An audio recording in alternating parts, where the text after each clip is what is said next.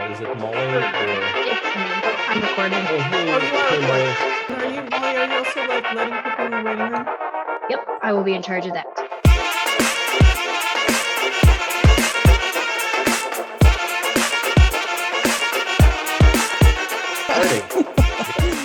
All right, well, welcome everyone to the Balkan Circle. I'm so excited to see some familiar faces and some new faces in the room, so to speak. I'm excited to have our speaker coming all the way from New Zealand today. And for those of you who don't know me, my name's Mary Newberger. I'm the director of the Center for Russian, East European, and Eurasian Studies, and also professor of history at UT Austin. I'm going to hand it off to Kirill. Thank you very much, Mary. For those that do not know me, I'm a co-host of the Balkan Circle. My name is Kirill Avramov, and I'm an assistant professor at the Department of Slavic and Eurasian Studies, and I'm also the director for the Global Disinformation Lab at our university. But most importantly today, I am a co-host that proudly can say that today there's a very special occasion of the Balkan Circle because a dream of mine becomes true. It's been a dream for 3 years. And frankly, it could be summarized as follows. I can say good afternoon, good morning, and good evening at the same time. And to say that I'm extremely proud that the circle has gone truly global. We have a distinguished guest who is Alexander Maxwell, an associate professor of history at Victoria University in Wellington, New Zealand. And he's the author of Choosing Slovakia, that has been published in 2009, Patriots Against Fashion, 2014, and Everyday Nationalism in Hungary, 2019. He has also published widely in nationalism theory and history pedagogy. He is currently working on the language-dialect dichotomy and Pan-Slavism. Alexander, it's a truly pleasure to have you. Thank you for your flexibility and this very early hour that you're presenting from all the way to New Zealand. I'm very, very glad to have you today for us and our audience. The floor is yours. Yeah, thank you very much, and thank you for having me. I'm glad to have this opportunity to speak to a new audience. My talk today is about Macedonian nationalism and where it comes from. And the sort of opening idea I have is this Macedonian protester who says, we're not Slav, Greeks, or Bulgarians, we are Macedonians. And I guess I find this interesting because it's a relic of a type of Macedonian nationalism that I think is no longer very prominent these days.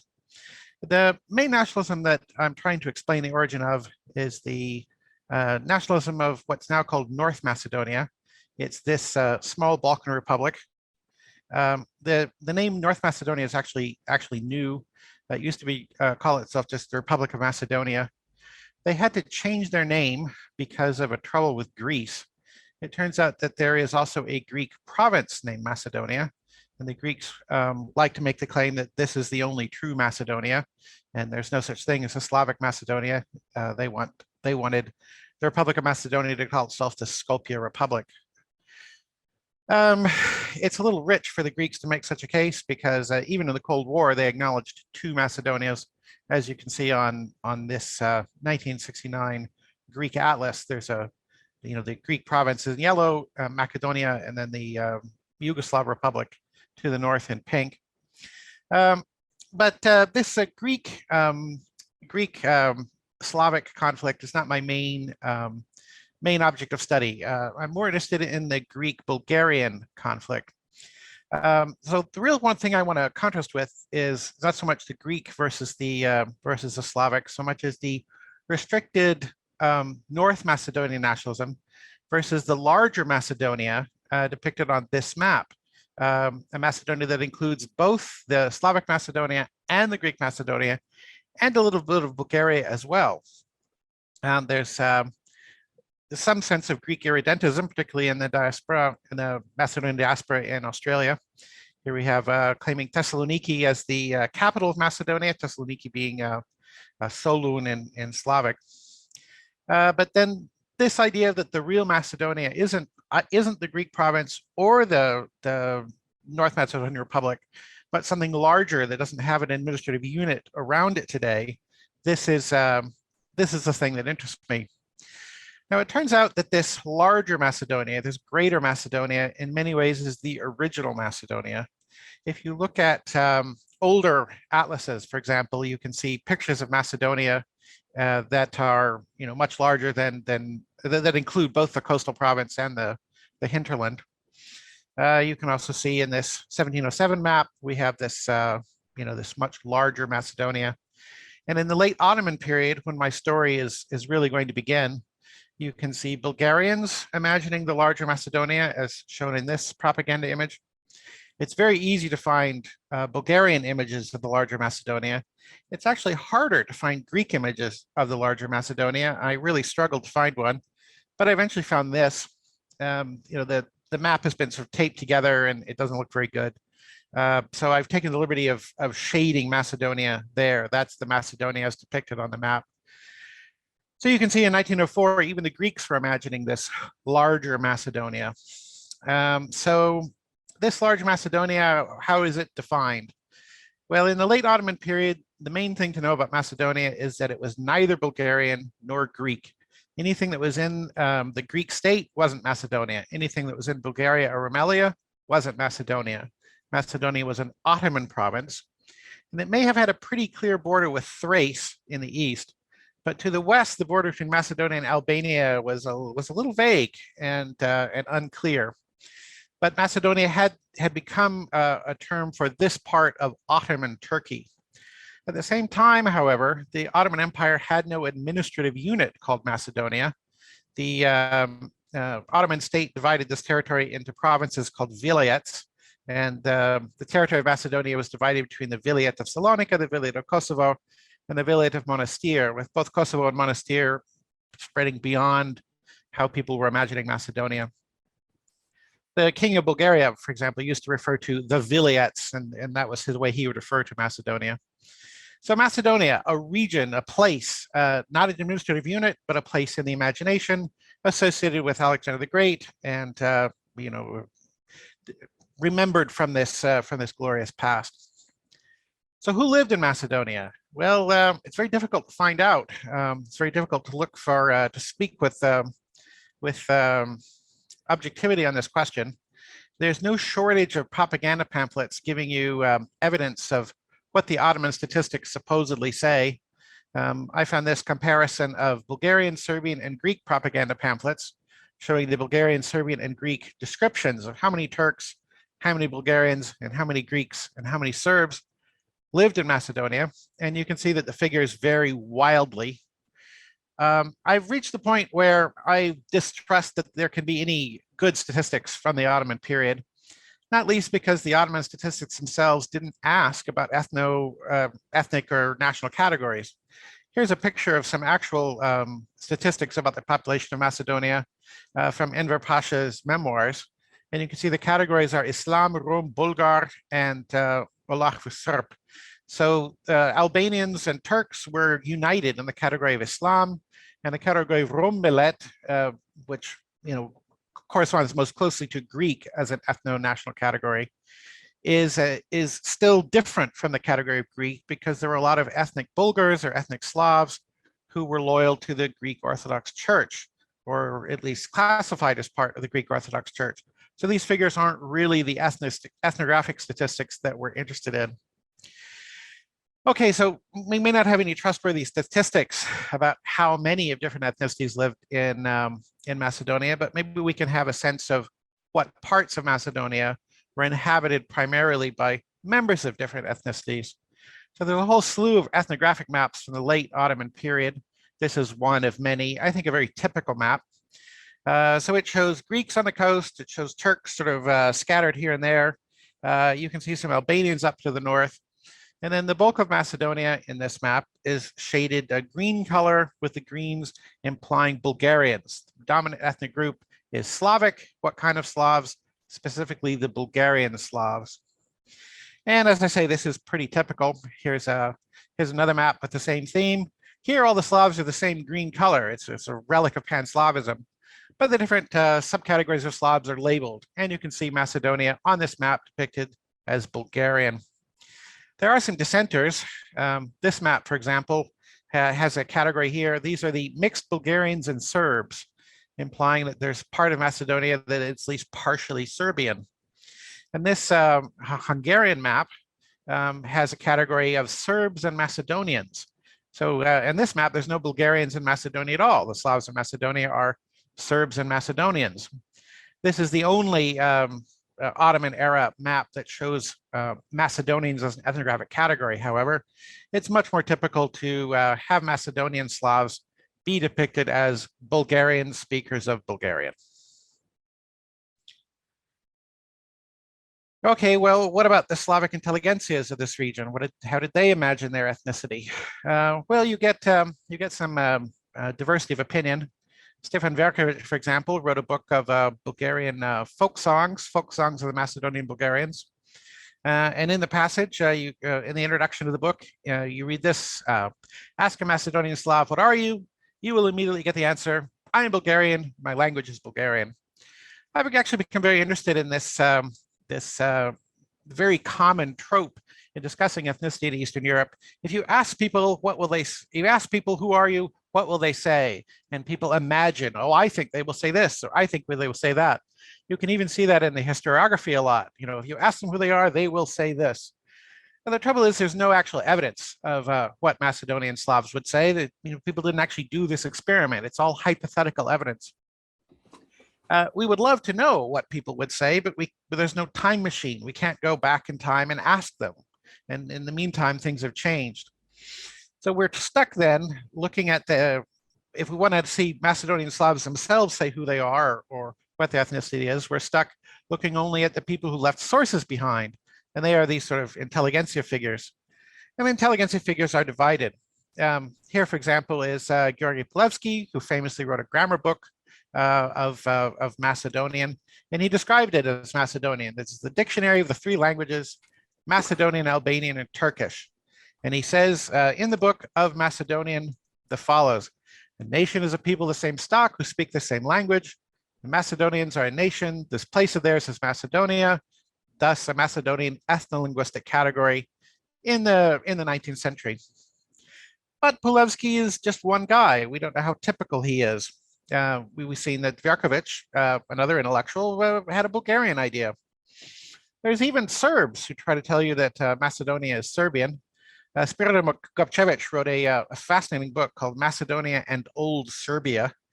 Gopčević was a statistician, and he wrote this book claiming that Macedonia was really the old Serbia, and everyone there was a Serb, complete with his own ethnographic map. The actual text is fascinating because Gopčević's case is so incredibly unpersuasive. It includes conversations like this, that he will meet someone in Macedonia and say, so, are you a Serb? And they look at him like he's crazy, and they say, no, well, we say that we are Bulgarians. Well, why is that? And they don't really know how to answer. And they say, well, we are used to calling ourselves Bulgarian. And Gopčević's point is, what a tragedy that these Serbs don't know their true nationality. I know their nationality better than they say themselves. You ask them what their nationality is, and they all say they're Bulgarians. We need to teach them their true nationality. Now, I would have thought that's very, very persuasive evidence that people in Macedonia thought of themselves as ethnically Bulgarian. But then I found out that Gopčević never actually traveled to Macedonia. He just made up these conversations whole cloth out of his head. And so it makes the source even more problematic. We know from a lot of case study work elsewhere in Eastern Europe and from some theoretical work, one of the great themes in the literature on national awakening these days is the theme of national indifference. We have these very atypical intellectuals who proclaim, oh, we are all Bulgarians, we are all Macedonians, we are all Serbs, and they're trying to persuade you that it's true. They're making the nation by asserting nationhood. Whereas I think we should probably assume that the mostly illiterate peasants of Macedonia were nationally indifferent. So in the era of great national indifference and small intelligentsias who may have one orientation or may have another orientation, How are we supposed to know what people's national orientation were? I think the most useful sources come actually from travelers. Here, for example, Arthur Evans was a classicist. So he went to Macedonia to dig up ancient ruins, but it meant that he spent years living in Macedonia as a foreigner. And he wrote a letter to the London Times saying the following: "There are no Macedonians. There are Bulgarians, there are Greeks, there are Turks. We have some Jews, we have some Albanians, but there are no Macedonians. Macedonia is not an ethnographic category. Macedonia is just a region. And who lives in Macedonia? Lots of different peoples live in Macedonia. And the Slavs of Macedonia, according to Evans, were Bulgarians." So there's lots of trouble, of course, thinking about travel accounts.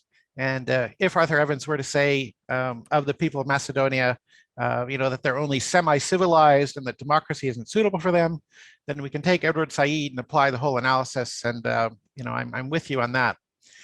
But as far as being Serbian or Bulgarian or Macedonian, I think Arthur Evans doesn't have a dog in this fight. And so if it's his impression that the Slavs of Macedonia were Bulgarian, I'm frankly inclined to believe him. So I'm going to do this at several points during the talk. I'll show you what the Macedonian intelligentsia is saying, what the Macedonian intellectuals are saying, and then contrast that to what the travelers have to say. So, okay, this is the before part of the story. Macedonia, a region in which different ethnicities live, and the Slavs of Macedonia, insofar as they have any nationality in an era of national indifference, probably Bulgarian. So how do we get this Macedonian particularist nationalism that today we see in the Republic of North Macedonia? So let's start a narrative and see. The narrative begins with the collapse of the Ottoman Empire. The Ottoman Empire, of course, has a long, slow, painful decline. And in the Balkans, that took the form of armed bands forming themselves and roaming the countryside. Now, some of them left manifestos behind. Here, for example, is the constitution of one of these bands, the Bulgarian Macedonian Adriatic Revolutionary Committee, which clearly says that it's acting in the name of the Bulgarians. Bulgarian is there 3 times just on the opening page of their manifesto. Nevertheless, if you look at key intellectuals from this Bulgarian movement, they have an interesting thing that they emphasize: their lack of national chauvinism. They would like to have the Bulgarian movement they are leading as Bulgarians include non-Bulgarians. They would like to see Macedonians, regardless of nationality, regardless of religion, irrespective of nationality, join their movement. They're imagining that Macedonia, with all its ethnic groups, will become independent as it is, become an administrative unit, become a republic, with its Greek population, with its Albanian population, and even with its Turkic population. So they're ethnic Bulgarians, perhaps, and they're writing their manifestos in Bulgarian, but they're also imagining a multi-ethnic, if you like, a civic nationalism in the Balkans. You can see that too in the Reformi, which is a Macedonian patriotic newspaper. Here you can see Macedonia has one element, which in its numbers and culture is a position to maintain one government, the Bulgarian element. Obviously, the dominant Bulgarian element is the leading force in Macedonia. At the same time, it says that the Bulgarian movement is supported by non-Bulgarians and non-Slavs, and this is a good thing. It's great that we have Greeks and Albanians or Jews or whatever supporting our movement, because Bulgarians, Turks, Greeks, and Wallachians have lived there from time immemorial, and we want them all to become part of the new great independent Macedonia, which we eventually hope to found. So again, civic nationalism, multiculturalism in the late 19th century Ottoman Balkans. Now, foreign accounts of the Macedonian uprising conflate the Macedonian revolutionary uprisings with Bulgarians. There's over and over again, you can see sources that refer to the Macedonian movement as a Bulgarian movement, that the leaders of the Macedonian uprising are Bulgarian insurgents. The most dramatic incident is an uprising in 1904 called the Illindin Uprising, Illindin being the saint's day, which was set to be the day of the uprising. The most dramatic incident of the Illindin Uprising took place in a town called Kruševo, which the insurgents held for some 40 days before the Ottoman forces came in and massacred them. The Kruševo state, in its 40 days, issued a manifesto. I can't find the original manifesto, but here's a reprint of it. And so if you see, it says this: it addresses the Turks of Macedonia and says, we, the Bulgarian Macedonian insurgents, have not raised our rifles against you, our fellow Turks. That would be shameful. The diligent, honest Turkish people like ourselves earn their living through working the land. They are our brothers.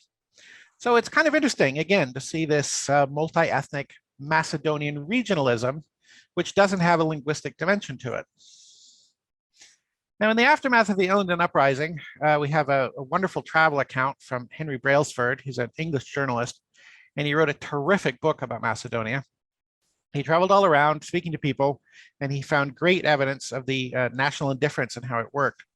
Just one of the many interesting anecdotes from his book, he goes to one particular village, and he meets a man. He says, so your village, is it, what's the nationality of that village? And the man says, oh, it's a Bulgarian village. But it's only been a Bulgarian village for a few years. We used to be a Greek village just 4 or 5 years ago.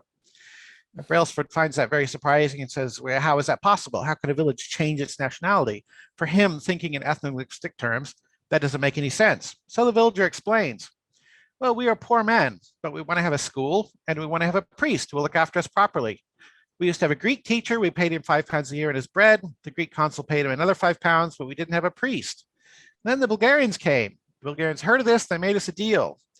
They would give us a priest who would live in the village and a teacher, and we wouldn't have to pay him £5. Gospodjo. Our village is a poor village, so of course we became Bulgarians. Now, I think it's a fascinating little anecdote because it suggests that the actual peasants of Macedonia, the plowing peasants, would like to enter the national world insofar as they would like their children to go to a school. But they're not really interested in the ethnic questions or the nationality questions on their own right. What they're interested in is, can they get goods and services in their village? In this case, the Bulgarians came and made an attractive offer, and so they became Bulgarians instrumentally. It's a fascinating moment that utterly violates or contradicts the ethno-symbolist approach to nationalism. Brailsford, for his own account, after traveling around and having these sorts of conversations with people all over Macedonia, reached the following conclusion. Any Slav race which belonged to the Orthodox faith might have won Macedonia. Serbia could have done it. Montenegro could have done it. Even Russia might have done it if they'd spent enough money putting villages and teachers and priests in schools. In point of fact, however, it is Bulgaria which has succeeded.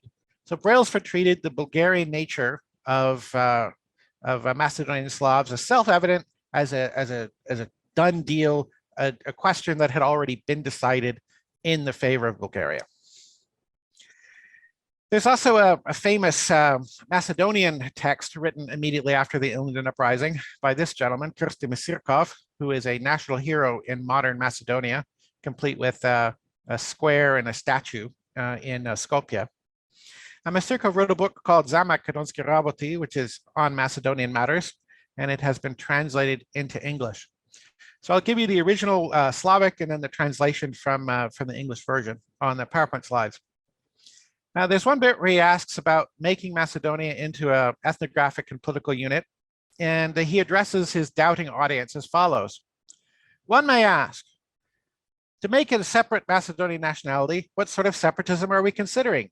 Are we creating a new Macedonian nation? Surely, you, my audience, must be thinking, this will be artificial and short-lived. And anyway, how can there be a new Macedonian nation when we and our fathers and our grandfathers and our great-grandfathers have always been called Bulgarians? Which is more anecdotal evidence that perhaps people view themselves as Bulgarians in this part of the world. Now, Misirkov makes an interesting argument how you can create Macedonia as a separate nation, despite the fathers, the grandfathers, the great-grandfathers always calling themselves Bulgarians. He gives the following argument. Just because it doesn't exist in the past doesn't mean it can't be created in the future. What didn't exist once can be brought into existence later if the appropriate historical circumstances arise. In Misirkov's view, those historical circumstances had arrived. And the way he argues is as follows. What he most wants is for Macedonia to not be partitioned. He does not want there to be a Greek bit of Macedonia under Greek control and a Bulgarian bit of Macedonia under Bulgarian control. He doesn't want there to be any border dividing the Macedonian region. Knowing that the Bulgarians and the Serbs and the Greeks all had designs on Macedonia, he reached the conclusion that the only way Macedonia could avoid being partitioned is to gain a sense of ethnographic distinctiveness under Ottoman control. And thus we have that Masirkov wrote that we must support His Imperial Excellency the Sultan because that was the only way to prevent the partition from Macedonia. It's a fascinating argument, but it's an argument that led him to Macedonian particularism, despite the precedent from fathers, grandfathers, and great-grandfathers. Now, there is some movement to pro-Ottoman feeling with the Young Turk Revolution. There's a brief moment when the armed bands lay down their arms and accept the constitutional government of Turkey. But that happy moment doesn't actually last that long. And in the run-up to the First World War, Masirkov himself goes back to viewing himself as a Bulgarian. He calls himself a Macedonian Bulgarian in this letter from 1913. And up at the top, he says it's the interest of the Bulgarian nation which causes us, the Macedonian gentry, to, whatever. So he sees himself both as Macedonian and as Bulgarian at the same time, but as Bulgarian. Ivo Banac has said at this period that the Macedonians view themselves as Bulgarians in struggles against Serbs and Greeks. If there's any Greek or Serbian aspirations in Macedonia, suddenly they would become Bulgarians. But when Macedonian Slavs would interact with people from Bulgaria proper, then they would increasingly see themselves as Macedonians interested in the conditions in Macedonia as separate from the interests of the Bulgarian state. Now, this is on the background to the Balkan Wars, in which Serbia, Bulgaria, and Greece all invaded Macedonia. Now, the First Balkan War is followed by the Second Balkan War, which is followed by the First World War, and the politics is very complicated. But I'm going to cut through all that very briefly because the end result is that Macedonia is partitioned. Masirkov's worst fear comes to light, and this is the result. Now, the bit of Macedonia that goes to Bulgaria, as far as I can tell, becomes Bulgarian. The bit of Macedonia that comes to Greece has a very complicated history that involves some ethnic cleansing, as the Slavs are put under strong pressure to denationalize or to Hellenify. And also that part of the world is the site of refugees are settled there from Anatolia after the exchange of populations with Turkey. It's all very complicated. But let's focus on that bit of Macedonia that goes to Serbia. What happens there? The partition of Macedonia is not popular among Macedonian Slavs. People are still protesting it today. Here we can see some Macedonian anarchists showing Macedonia partitioned. We want the old Macedonia before the partition. And in the 1920s as well, you can see this desire to have Macedonia restored with no borders in between it. Macedonia divided by the barbed wire. So again, though, let's see what happens in the Serbian Macedonia. The attitude of the Kingdom of the Serbs, Croats, and Slovenes, so the interwar Yugoslav state, is that the Macedonia that goes into Serbia is nothing more than Serbia. It is the South Serbia. The Gopčević line is carried forth, and there's no recognition whatsoever of a Macedonian ethnographic distinctiveness. It's a lie and a slander to say that these people are Bulgarians. In fact, these are really Serbs. This is the official line of the Yugoslav government. Now, that does get some pushback, particularly from the socialists and communists in the interwar period. There's an interesting article published in Macedonske Dielo. Just scroll down and you can see what it says. It condemns Belgrade's tyranny in Macedonia, which would seem to imply initially that maybe it's pro-Bulgarian. Not at all. It equally criticizes the revolutionary proto-heroes from Sofia. It opposes both the Bulgarian nationalism and the Serbian nationalism, and instead promotes a Macedonian nation with a Macedonian national consciousness, proclaimed by the communist movement in a classic split the difference style that they don't want to side either with the Bulgarian movement or with the Serbian movement. They split the difference and say, let the Macedonians be Macedonians. The description, one of the people who participated in this decision described it as follows. One day in 1926, I was informed, consultation would be held. The inner leadership of the committee had reached its stand on the question of the Macedonian nation and passed this resolution, concluding the Macedonian nation exists. All from the top, some inner party circle made this declaration on its own. It's not exactly evidence of a grassroots feeling. but it did set an important precedent for the future. As for travelers, they again provide great evidence of national indifference. One of the best travel books for Yugoslavia, of course, is Rebecca West's very famous Black Lamb and Gray Falcon. I'm sure it's familiar to many people attending this talk. But let's recall that her trip to Yugoslavia does include a lengthy tour in Macedonia. And she talks to people about their national feeling in some detail. She meets someone from Kunovo who says, it's not possible to make peace with Bulgarians.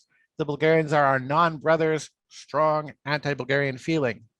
She also meets a young man who says, what a shame it is we don't belong to Bulgaria. If only we belonged to Bulgaria, as we ought to, considering we're all Bulgarians, then that would be done and well done. So strong Bulgarian nationalism. And in Veles, she meets a lawyer who is attacked in the press for being pro-Bulgarian, but who turns out to have the following attitude. I'm not a Bulgarian patriot, I'm not even a Bulgarian, and I know that because my family were shot by Bulgarians. I believe it's time we stop thinking of such little things as whether we're Serbs or Bulgarians and realize that we are all human beings. I think it's a fascinating thing to say, not least because this is an example of national difference, not among the plowing peasant, but among a literate person, among a lawyer, a person who is skilled and speaks French and so forth. So it's further evidence that the national loyalties of people in Macedonia maybe were in more flux than patriots would like to admit. In the Second World War, Macedonia comes under Bulgarian rule. The Bulgarian line toward the occupation of Macedonia is that it is the liberation, that the Bulgarian nation in Macedonia has been freed from the tyranny of the wicked Serbs. Hooray, Macedonian Slavs, now you can embrace your true Bulgarian loyalties and so forth. They did initially get greeted as liberators, at least by a section of the population. It's not that hard to find evidence that some Macedonians welcomed the Bulgarians, at least initially. The press is filled with happy lines about the unification of the Bulgarian nation and the struggle for freedom that has now been gloriously concluded. But it's also fair to note these letters in the paper also include references to the liberator Hitler and his army who had made this liberation possible. Here's a public demonstration from Ohrid in the 1940s.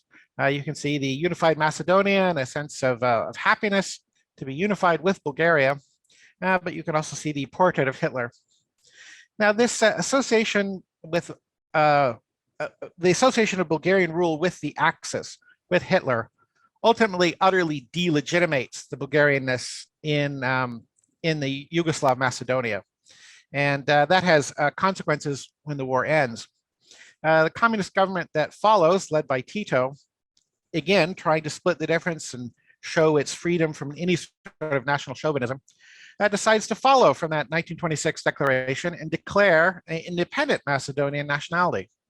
Even before the Second World War is over, Tito's partisans hold a congress in Jajce, and there they codify a Bulgarian alphabet and write a Bulgarian literary language, and hire this man, Blaža Kuneski, to codify Bulgarian in a more formal way after the war. So he writes a whole series of books about the history of the Macedonian language to try and establish its distinctiveness. And journals are published and so forth. And thus,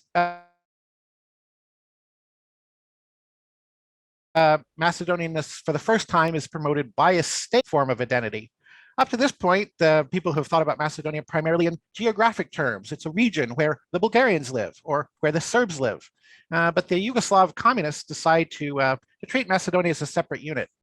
Here's a page from a children's book. The Federal People's Republic of Yugoslavia consists of equal units: Serbia, Croatia, Slovenia, Macedonia, Montenegro, Bosnia and Herzegovina. So the idea of South Serbia has disappeared forever.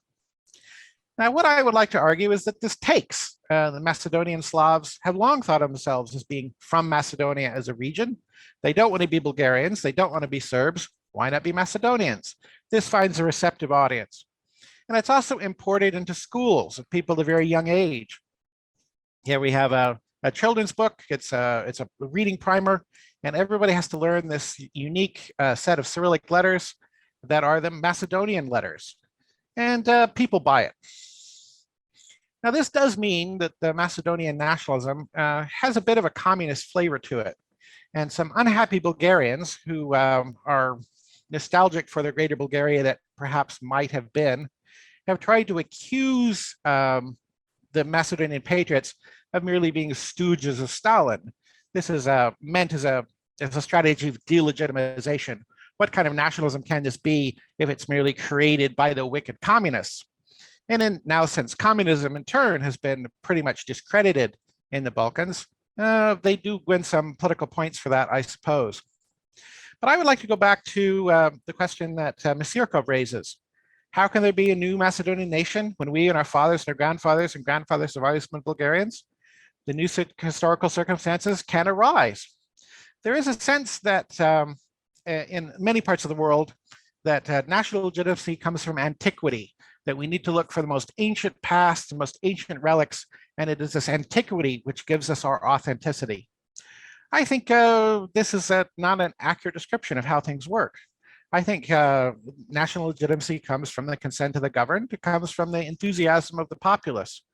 And nowadays, people in North Macedonia view themselves as Macedonians. They view themselves as speakers of a Macedonian language. It's very common to have a sense of ethnographic distinctionness from Bulgaria. Ergo, there is a Macedonian nationalism. But I think it's interesting that it has such a recent history. And I think it's fun to discover these new stories, particularly when they come about in such a counterintuitive way. So that's my talk. Thank you very much for your attention. Thank you very much, Have to Alexander. Unmute so I can clap. Audibly clap. Okay. Here we go. Well, that was a lot. You covered a lot of ground in a really short period. That was impressive. I mean, it's a really complex history and set of issues that involves the whole kind of region, at least of sort of Eastern Balkans. So many neighbors involved in this story, and such complex issues around kind of nationalism and what constitutes a nation and these kinds of issues.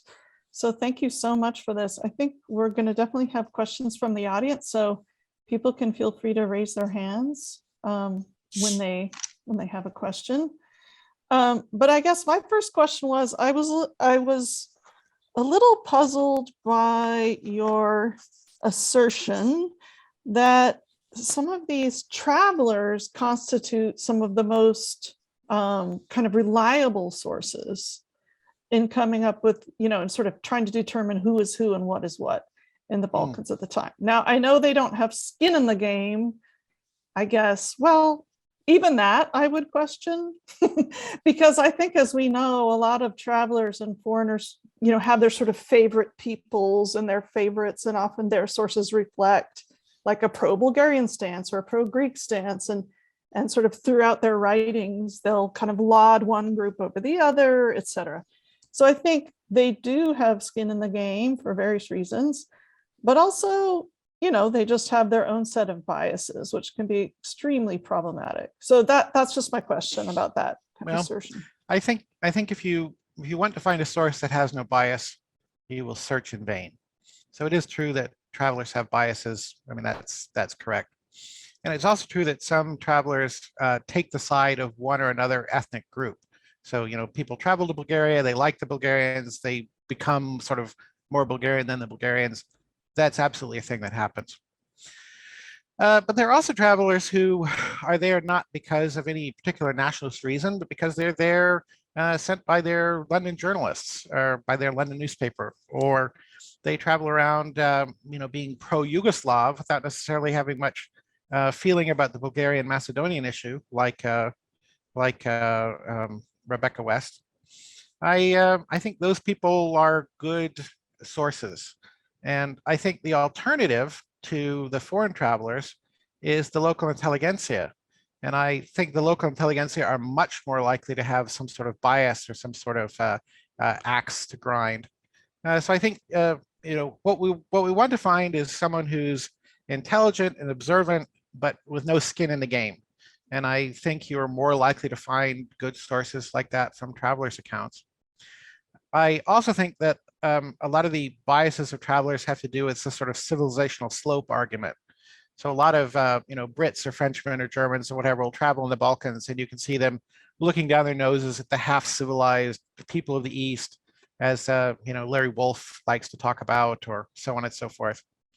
But I think that doesn't affect the Serbian versus Bulgarian versus Macedonian particularist argument that I'm talking about, because if I'm a snooty Englishman and I travel to Macedonia and I think people are half civilized, well, do I think they're half civilized because they're half civilized Greeks, or because they're half civilized Bulgarians, or because they're half civilized Serbs? That kind of works the same way for all these crazy nationalities in this crazy part of the world as the snooty Englishman might feel. So I do stand by the idea that the travelers are really useful sources. Thank you very much, Alexander, for addressing this question. I do see that Mr. Venelin Bochev, and I'll ask you, Venelin, to introduce yourself and then ask the question. Thank you.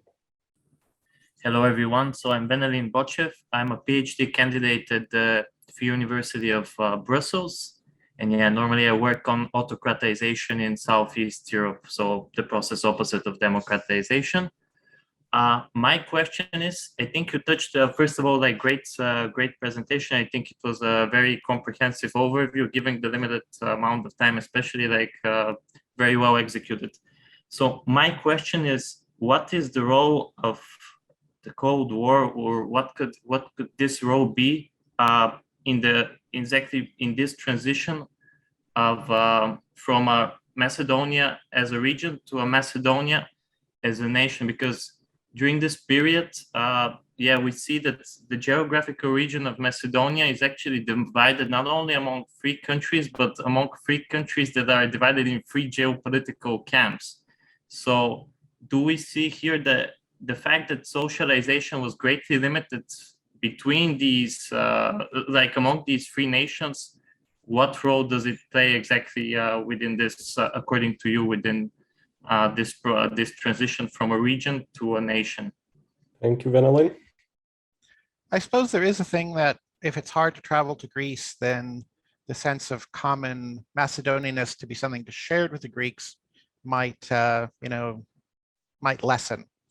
And the ethnic cleansing in northern Greece during the Greek Civil War and the aftermath of the Greek Civil War is also going to exacerbate the anti-Greek feeling. That said, I think the Cold War confrontation is not so important. I think the really decisive thing is the introduction of a Macedonian particularist school system. So I think when you teach young children, this is how you write your letters. You use this alphabet, use that alphabet, and this is the thing that matters. And so people grow up writing this one form of letters, and they read Bulgarian and it looks funny and it looks different, and they try to write Bulgarian and they make mistakes. That creates a sense of difference between you and the Bulgarians. And I think that school system comes about more to do with the internal dynamics of how communist governments are trying to cope with the potential danger of nationalist movements than to do with this meta confrontation between the Soviet Union and the United States. Thank you for that, Alexander. Jonathan, would you like to ask your question? Sure. Just to introduce myself, my name is Jonathan Parker. I'm a PhD candidate at UT Austin in the Department of History. I'm a bit of an interloper here since my focus is mostly interwar Czechoslovakia. We have actually met before, I think, at another Zoom event, I think about a year ago, Professor Maxwell. So hello again. Interlopers, welcome. Thank you. So I was struck by what you said about the Macedonian intellectuals from this period. And in particular, there was the newspaper Reformi that you showed us. I noticed that it seemed to have been published in Sofia.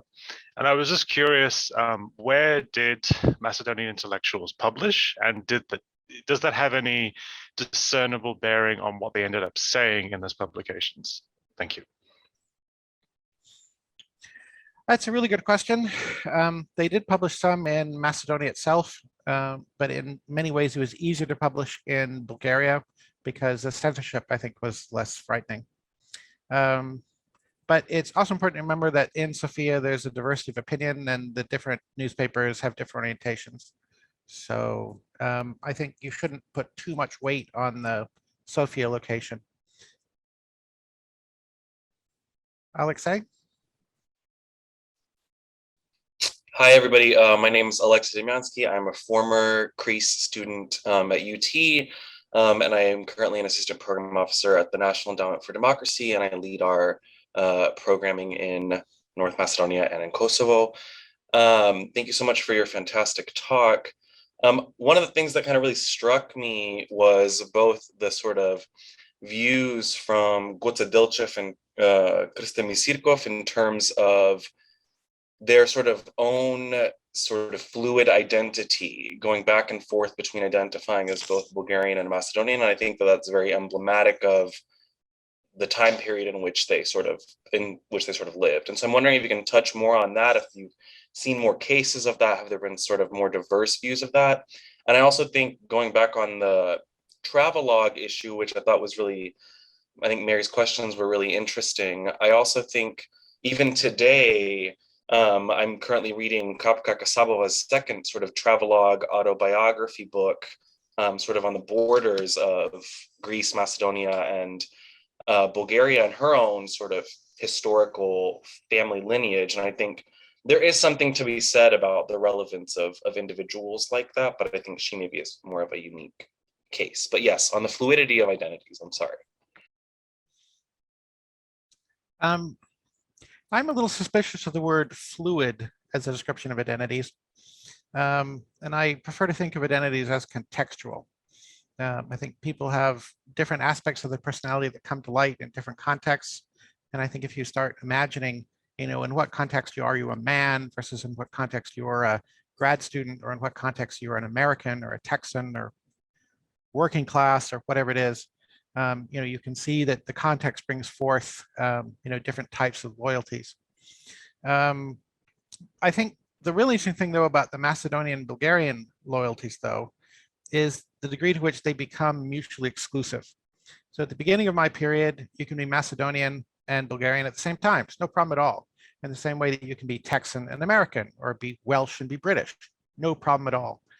And then by investing the name Macedonia with this ethnographic quality, by treating Macedonian as a language, then suddenly Macedonian and Bulgarian become mutually exclusive. You're either Macedonian or you're Bulgarian. You either speak Bulgarian or you speak Macedonian, or maybe you speak some sort of hybrid mixture that's part this, part that. But the more Macedonian it is, the less Bulgarian it is, or vice versa. And I'm interested in how that mutual exclusivity can arise when it didn't used to be there. Does that answer your question? Great. Oh, sorry, go ahead, Katarzyna, or I don't know if I'm sure I'm saying your name wrong, but. Yes, Kasia Murawska-Mutesius, that will be easier. Wait a minute, I just want to. Oh, sounds like she's muted. And did someone mute her? Okay, it's No. easy to unmute, but I don't know. Oh, okay, I have my video on. Good, thank you so much. That was fascinating. I love lectures with images, and you have provided so many fantastic images that I was, thrilled by them, including maps and photographs and so on. And perhaps continuing on the question of identities, contextual identities, I like that term very much. I just wonder, perhaps I joined it slightly late, so perhaps I missed that. Was at any time a folk costume identified as Macedonian at any stage, or was it always a Bulgarian? Or I mean, yes, the question of the dress, which also identifies us. Well, it's in many ways an awkward question for me, because my second book is a full-length study of nationalism and clothing. And for that book, I, of course, did heaps of work on folk costumes and how they work and what they mean. But I haven't done any research on the Macedonian folk costumes. So, at the one hand, I'm an expert on this question. On the other hand, I'm totally ignorant of this question. So it's a little bit awkward. Yes. But what I would expect is that each little village in Macedonia would have its own unique costume, and that what would happen is some urban intellectual would pick one of those costumes and say, behold, the costume from this village is the characteristic Macedonian costume. And there's a sense of homogenization to pick one of many local costumes or village costumes, a costume that doesn't initially have a national meaning, but just a local meaning, and to try and turn it into a national costume is a sort of interesting process that happens in a lot of East European countries, and actually in some West European countries as well. There's a Welsh folk costume that has been written about a lot, and that's, the costume from one particular village that was elevated to this exalted status. So I don't know how that process has played out in Macedonia, but I do feel confident that Macedonians and Bulgarians who are interested in costume have probably competed. So I imagine you can find the same costume from Kumanova or Ohrid depicted as a Bulgarian costume in a book of Bulgarian costume history, and as a Macedonian costume in a book of Macedonian costume history. So that's what I would expect that would be contested. But I should emphasize, though, that I'm saying that purely on the basis of here's what I would expect to happen after having written a book about nationalism and clothing, and it's not based on an actual knowledge of actual Bulgarian and Macedonian folk costume scholars. Yeah, well, it is less important what was the real Macedonian costume. We are interested in what was taken and by whom as the Macedonian costume. So in a way, that's the question. And those photographs that you included had quite a few folk costumes, so perhaps that would be interesting to unpick that. Thank you. Yes, thank you again for this fascinating lecture. You're welcome. I'm glad you liked it. Thank you very much. Mary, maybe next question to give the floor to Theodora. Yes, of course. Okay. Thank you. So thank you. It's such a rich presentation and so many images that I haven't seen before, as Mary mentioned. I think that maybe the advantages of being in the diaspora, and actually that diaspora, far, far away, you get these other views that we don't usually get. So I did actually want to ask you, so I have two questions. So one is the view from the diaspora, because we did see a lot of images from Australia, right? And there is a very large and powerful Macedonian diaspora there. So what struck me is this notion of the real Macedonia, non-partitioned Macedonia, is particularly powerful, apparently, among the diaspora there. And I wanted you to talk a little bit, perhaps, about this capsulated nationalism in the diaspora, which imagines, a territory as this like primordial nation that we have to now uncover based on antiquity, based on this other criteria. I mean, I really wanted you to engage a little bit more this issue about how the diaspora imagines differently, right? From this three rival versions of Bulgarians, Serbians, and Greeks that you spent some time unpacking for us. So that's one question. If I'm permitted to ask another one. I also struggled a little bit with this assertion that you ended up making, that ultimately it is the state that promotes and creates these permanent identities. So considering the richness of your presentation, in the end, it came down to Tito showing up and promoting the identity of the Macedonians as a state-led identity. And this is when the nation materialized, right? So I'm simplifying just for the sake of argument. But in my mind, I mean, and I'm not saying that you're saying that the state created the identity, right? But in my mind, the state cannot just create an identity if there is not something there. And I actually would like to ask you if you can help us think about these other manifestations of Macedonian realities outside of the Bulgarian, outside of the Greek, outside of the Serbian framework before Tito. Because I was really struck I want to know more about this Hungarian map from 1894 that used the ethnographic category Macedonians. I want to know about Pulevsky, who is talking about the Macedonian national identity. But I also am going to say that to uncover these things, you cannot rely on travelers. I'm very sorry. But I mean, that you need new sources. You need different sources to actually uncover those identities. And one needs to really go into the archives and try to find the frustrations of officials who are dealing with these people who don't have fixed identities. And I mean, what are their identities? We have police reports from the Bulgarian occupation of Macedonia during World War II, in which the Bulgarian police officials, they are seeing people who are not Bulgarians. And they don't want to identify as Bulgarians, right? I mean, same thing, frustrations of Serbian officials who are saying these are not Serbs. We're trying to turn them into Serbs, but they have their own identities. Okay, I just want to say that there are more identities out there. I see 3 questions there, so I think I'm going to try answering questions now. The question of the role of the state is a good question. It is true that in my talk, I sort of depict Tito comes along and wow, that really takes. But I don't think that is evidence of therefore the state just decides everything and has its own way. Because I also show in my talk that the Kingdom of Yugoslavia tries to say, well, you're all Serbs now, congratulations. And that doesn't take.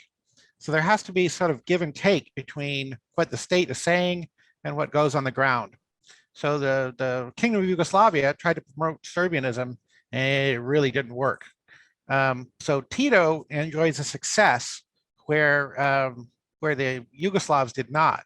And so why is that? And that has to do with the reaction of people on the ground.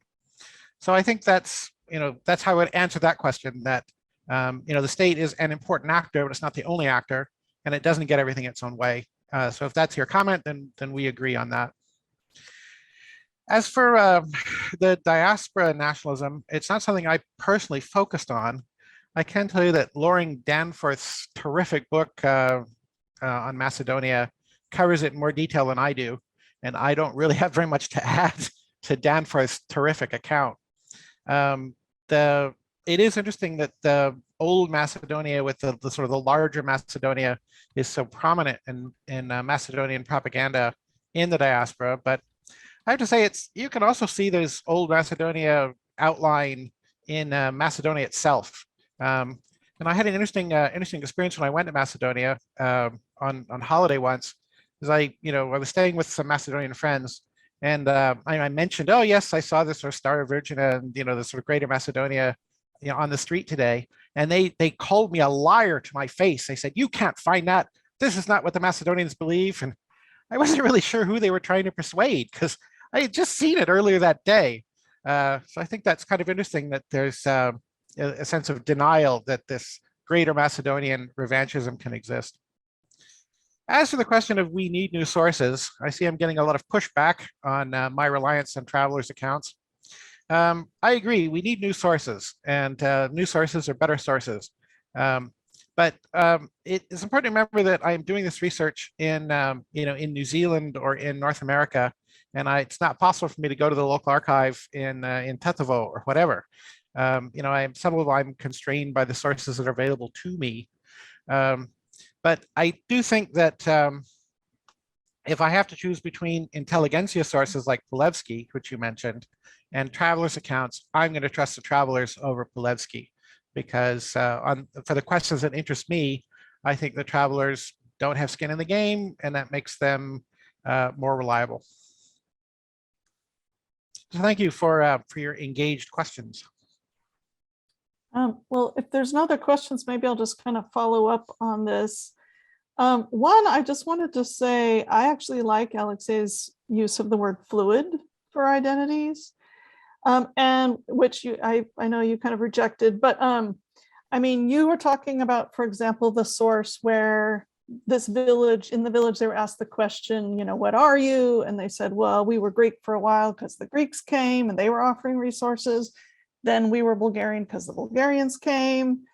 Not because our ancestors have always been Bulgarian, but precisely this sort of fluid indifference. And I guess I just wanted to make sure we bring up the point that Bulgarian identity was also very fragile and being constructed and not necessarily, hadn't permeated, was also coming from an intelligentsia trying to kind of create a national identity out of extreme regional differences and dialects in this period. So it was, my good friend Stefan Dechev said the Bulgarian claims might have more density in Macedonia during this time, but but Macedonian claims also had, there were people saying they were Macedonian.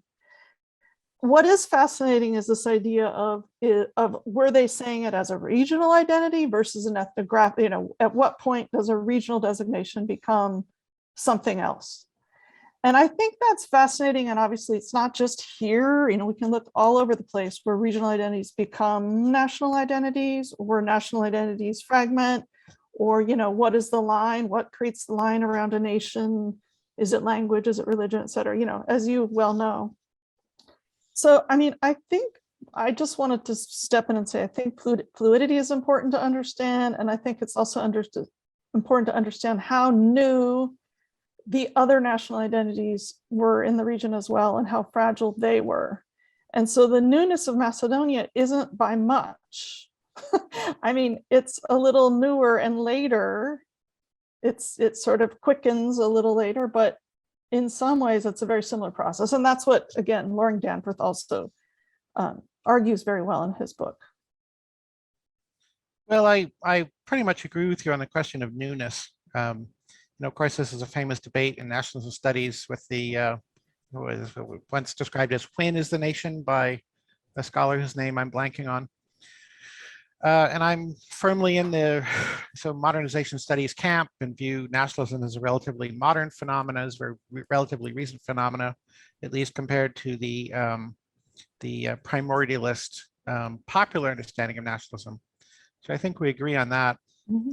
I think part of my issue with the term fluidity is the implication that that there's something unusual about it. If you say, "Oh, national identities are fluid," there seems to be an implicit, unlike gender identities, which are not, or unlike class identities, which are not. So that's the bit that I'm really uncomfortable with, is the the implication that there is a non-fluidity somewhere. So I'm not sure we disagree very much on the on the contextualization or on the capacity for change, so much as on the usefulness of the term fluidity to describe that. As long as we're really getting intense on the terminological questions, let me take this opportunity to encourage everybody to read Benedict Anderson's terrific article, Beyond Identity, in which he argues that the term identity isn't very helpful either. So I'm really uncomfortable with all your academic terms. Fluid identity, I have a problem with fluidity. I have an even bigger problem with identity. I've trained myself to think in terms of loyalties or categorizations, and all this identity talk, is all terrible. So, we may have some very serious terminological disagreements to deal with. But I think it's important to distinguish the disagreements about the terminology on the one hand from disagreements about the what's actually happening on the other. And I think Mary and I may have some disagreements about what is the best way to describe this thing, but I don't think we have big disagreements on what the thing is, if that makes sense. Absolutely. Jonathan, did you have your hand up again? Seems like it went back down. I did, but it's a bit, it's not really a continuation of this conversation, so I wanted to defer to anyone else who has something more immediately relevant to add. Yeah, we're opening up a real can of worms here, but does anyone want to add to this or what we've been discussing in the last few minutes here? Okay. Why don't you go ahead and pivot then, Jonathan? Oh, okay. Thank you. I was also struck by, at the beginning of your presentation, the way that there were many people writing about what's going on in Macedonia who haven't actually gone to Macedonia and have no direct experience of what they're writing about. I think there was that Serbian guy writing in German, I forget his name, who was just making up conversations that he had with people supposedly in Macedonia. I'm just really struck by that attitude. Like how do they feel? Like how is it okay in these people's minds to just make up evidence to support their arguments? Maybe I'm overthinking this, but I wanted to ask about that. I can't shed any light on Gopčević's motives. I mean, I think it's a fascinating question. I just don't know. I was very surprised to find that out, actually, because I read Gopčević's memoirs and I found it utterly persuasive. It really rang true for me. And what I really liked about it is that there was such a gap between what he said had happened and how he interpreted what his own description said. He over and over describes, telling people, so you're all Bulgarians then? And they say, what do you mean? Or he says to them, you're all Serbs. And they say, what do you mean? We're Bulgarians. How can you be Bulgarians? You must be Serbs. And they look at him like he's crazy. And I mean, it's fascinating. He argues with people about what their ethnicity is. I know that the Greeks like to do that. They have the concept of the Slavophone Greek, which that makes no sense to me at all. But Gopčević seems to copy that. But I mean, if I imagine if I were a Serb and I wanted to write the case of everyone in Macedonia as a loyal Serb for the German audience, then I would write, oh, I traveled around and I spoke to all my brother Serbs and we talked about being Serbian together and how great it is to be Serbian and we were Serbtastic in our Serbianness. And that's not what he does. He goes around and says, I argued with everybody about their nationality. And I just find that really weird and strange. It is fair to note, though, that Gopčević was an interesting and prolific scholar, and he had done a lot of research. So maybe he thought that he'd read enough travelers' accounts or read enough, just spoken to enough people that he had a sense of what was going on there. I mean, surely we have all, as scholars, written or had opinions about a place that we haven't visited personally. I mean, insofar as we talk about the past, there's no way to travel to Ottoman Macedonia. It's not possible anymore. So if we are writing about Ottoman Macedonia, we're writing about a place we haven't been to.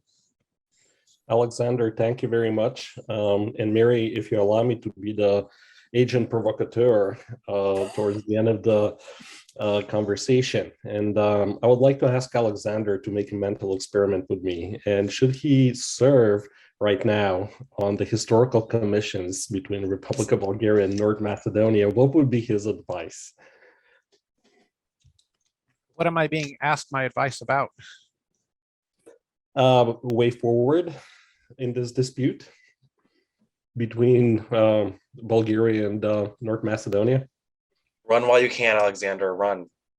Well, I mean, I guess the thing I would like to persuade people of is that people's nationality is what they say it is. So if people in Macedonia say, we're Macedonians, we're not Bulgarians, you got to take their word for it. And if that makes the Bulgarians unhappy, then that's too bad. I've actually had really hilarious responses from this talk. I once gave an earlier version of this presentation to an audience in Serbia, and the first person to ask a question was Romanian, and his question was as follows. God, Alexander, we've all read Benedict Anderson. We all know that nations are culture constructed. There is nothing original in what you've had to say. Nothing at all. Why are you wasting our time with this? And he was really that rude. And he was so rude, in fact, that the moderator said, maybe we'll ask a bunch of questions and answer them all together. You in the back. So the one in the back asked a question, and she turned out to be the daughter of a sort of turbo folk singer. And she said, how dare you say that we have ever been Bulgarians? We have never been Bulgarians. We have always been Macedonians. You should listen to Palevsky. This is all a pack of lies. Yeah, which was great, because I was able then to say, look, maybe my talk is no good because I'm telling you something everybody already knows. Or maybe my talk is no good because I'm wrong. But I can't simultaneously be wrong and be telling you something everybody already knows at the same time. Only one of these two criticisms can be valid at once. So I guess the second question is the answer to the first question. So well, thank you, Alexander.